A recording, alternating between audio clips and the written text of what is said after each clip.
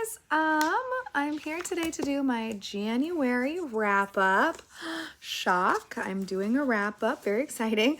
I read 2 proper books, 1 graphic novel and 1 picture book with the baby. Dada. Yeah. Dada. I know, that one's a crazy book, huh? Look, do you see the puppy?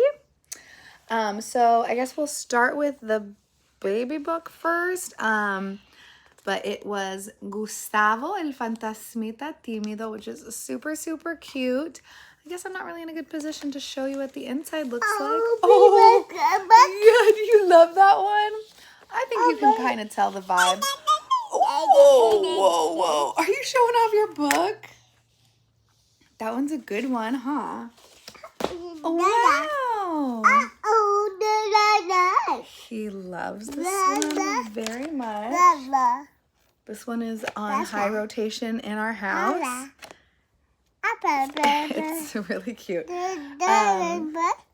I also read, I think the first book of the year was Muriel Sparks' The Finishing School. Sorry, I like to hold the book up the whole time, but I don't know if I'm really in a position to do that. Yeah. Maybe I'll find. Oh, wow. That was crazy.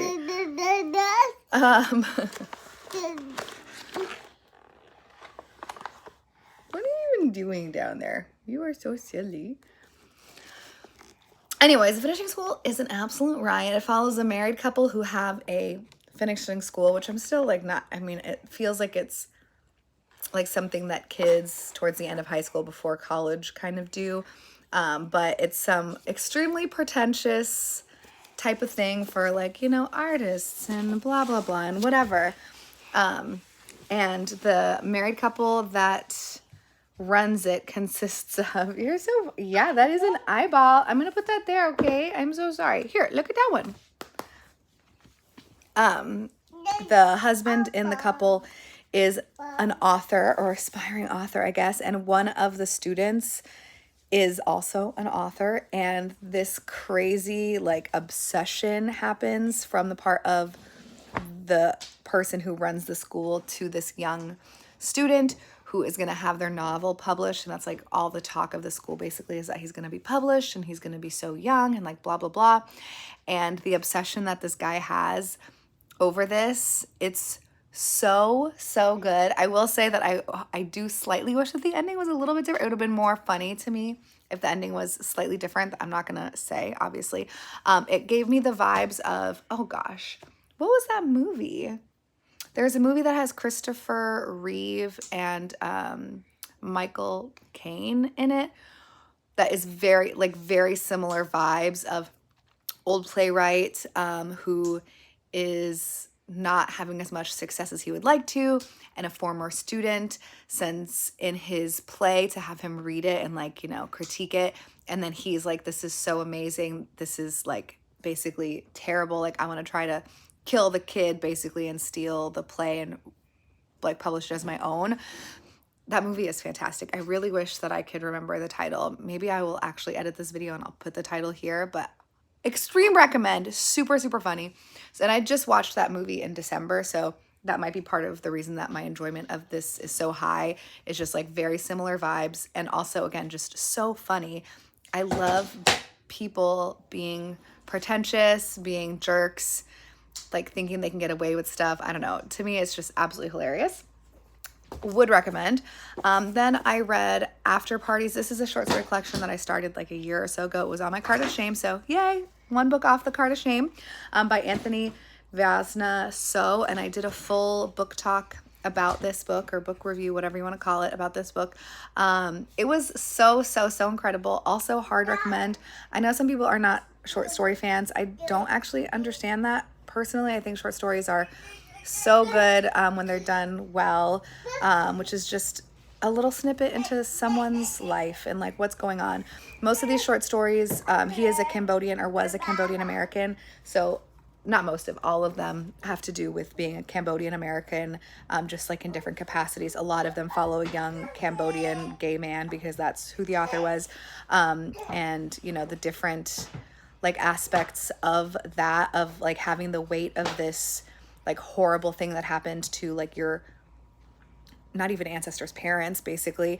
And like seeing how that affects someone that didn't necessarily live through it, but has like the weight of that kind of on their shoulders. You're being so quiet. Okay, there we go. I just found it absolutely incredible. I will say, I forgot to mention in my book review, there is a lot of like, not a lot, that's an exaggeration. There is graphic sexual depictions though. So if you're uncomfortable with that, then, you know, I still wouldn't say pass, because especially for the last 2 short stories, they just really killed me, and I'm gonna start crying again if I think about them. Extreme recommend. I started off the year so good compared to last year. I'm pumped.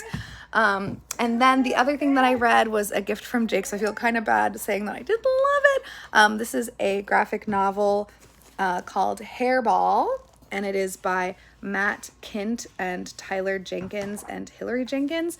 I will say the artwork is spectacular, so let me see if I can find some, I don't know, maybe it's kind of, I don't know how obvious, I'm not doing a very good job of disclosing the art, but what is that? Where did that come from, honey? Oh, those are bookmarks. Okay, gosh, I was like, what is he holding? Yeah, those are bookmarks. So it was okay. I will say, so it follows, basically the whole story is a young woman recounting, or young girl and then young woman recounting her experience with this cat. And I don't know if the cat has a name specifically or what, but this cat kind of like follows her and is, I think you can probably tell based on the way the pupils are, not a normal cat, I guess. And so she's talking, she's got like a rough home life and how this cat is involved, and, you know, basically I don't like really want to give it away, but the way that it ends is how I wish that it started. I don't know if that makes any sense, but she's experiencing this cat and like seeing not seeing what the cat can do, but basically she doesn't understand the intention of the cat. Maybe that's a better way of putting it. She thinks that the cat is out to harm her when the cat is really there to protect her. Yeah. Aye, good job.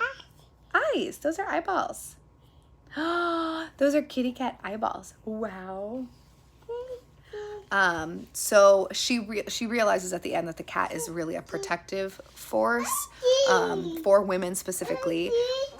And so again, I just feel like a human woman cat duo saving women that are in abusive, or girls that are in abusive situations, would have been a more enjoyable story for me than her not understanding the intention of the cat, which was extremely obvious. Like, obviously the cat was there to protect her, and so it bothered me that she didn't understand that earlier. So maybe this would be better geared towards a younger age group, like that wouldn't get it right away and would be shocked or surprised by that twist. But because of that, it was a little lackluster. I gave it 3 stars because you know, eyes, good job. Eye, that's an eyeball. Wow. Oh, eye. I know, that's cool. That's an eye. So yeah, that was my month in January. I have not finished anything yet, and it's February like 10th or 11th. I don't remember. 12th. I literally don't remember what day it is, but I am reading, and I hope to finish something shortly. Thank you guys for watching. I'll talk to you. Yeah, this guy crawls up on the sofa now. Can you show off where your nose is? No. Nose. Good job. He's so cute.